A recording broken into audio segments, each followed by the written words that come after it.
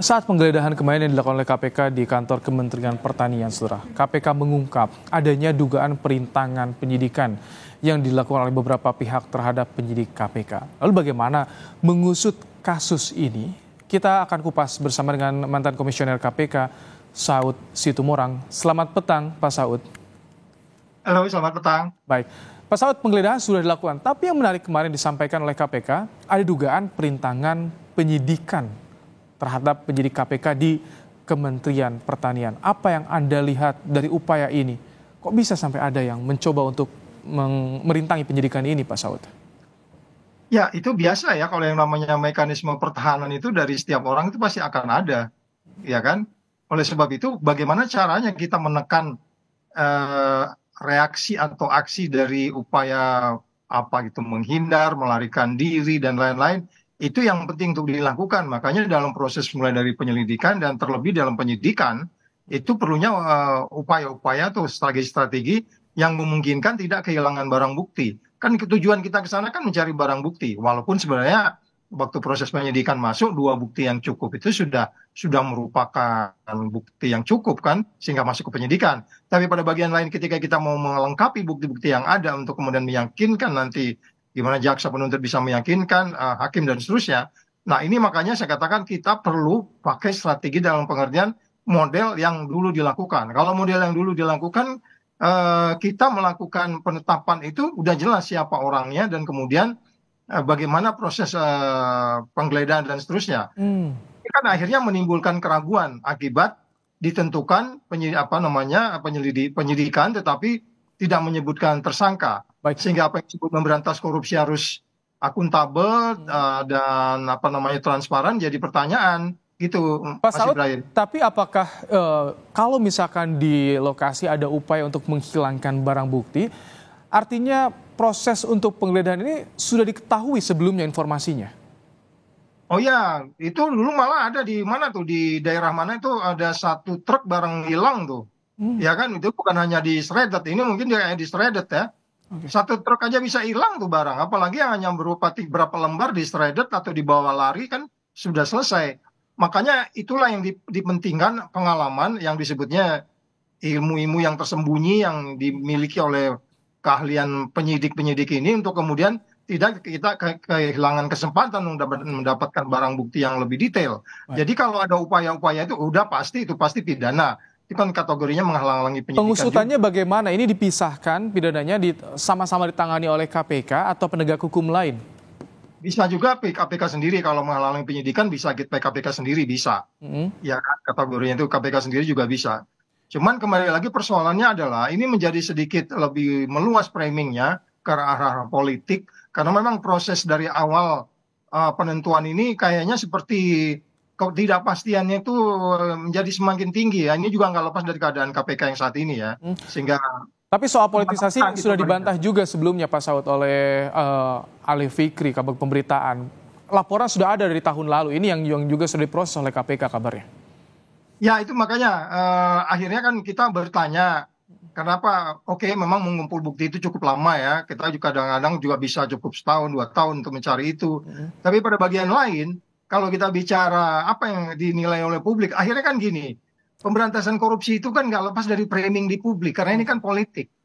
Ya dong, memberantas korupsi itu ada kaitan politik, itu politik hukum namanya. Sehingga itu nggak lepas juga dengan keadaan KPK saat ini. Jadi pembenaran apapun yang dilakukan oleh KPK saat ini, sehingga kemudian ada framing, ada pertanyaan, ada mencoba menghilangkan barang bukti, itu semuanya nggak lepas dari kondisi KPK yang saat ini di dalam. Dan kita nggak boleh marah juga kalau begitu, dan yang berpikir begitu. Pak Saud, kalau yang kemarin disampaikan penggeledahan di kantor Kementan, di rumah dinas Syahrul Yassin Limpo, Mentan, tapi Mentan sendiri berada di luar negeri. Ini biasanya momennya menunggu untuk penjelasan dari Mentan seperti apa, Pak Saud, untuk meminta keterangan lanjutan dari Mentan ini? Oh ya, itu bisa aja. Itu kan penyidik juga punya taktik dan strategi ya untuk kemudian mereka harus kapan mereka melakukan itu.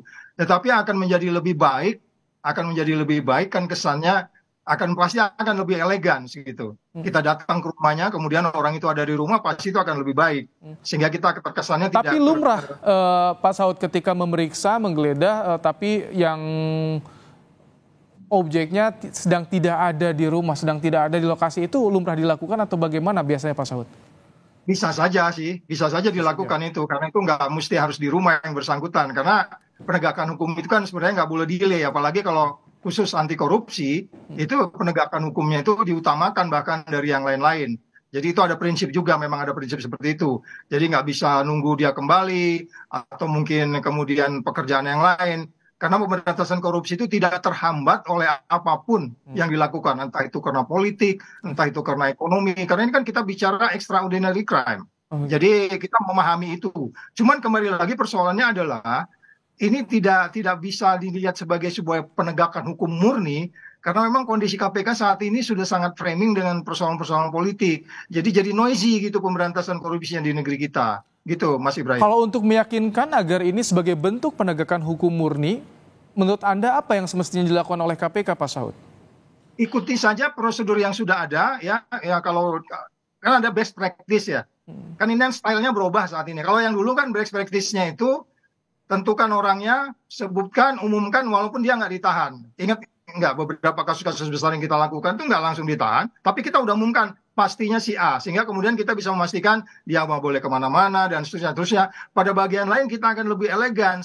Ini kan kayaknya kita mengejar-ngejar orang, tapi ini benar nggak ya dia? Ini apa bukan dia ya gitu? Nggak boleh, itu namanya nggak ada kepastian akhirnya. Jadi menimbulkan tanggapan bahwa ini sangat politiking. Jadi jangan marah juga kalau orang bilang ini jadi politiking. Oh enggak, ini kan kekuatan bukti. Maksud betul, ini kekuatan buktinya nanti di pengadilan akan dibuktikan bahwa penyidikan itu ada 2 bukti yang cukup. Kemudian kalau kita melengkapi yang lain. Tetapi ada proses yang best practice-nya yang sudah dilaksanakan selama ini menjadi sedikit berbeda dengan yang sudah dilakukan sebelumnya, sehingga kemudian macam-macam tanggapan publik. Pemberantasan korupsi itu framingnya sangat kencang dengan ekonomi, politik, sosial, kemasyarakatan dan seterusnya. Jadi makanya jangan membantas korupsi itu dengan as easy mengejar maling di pinggir jalan, nggak boleh.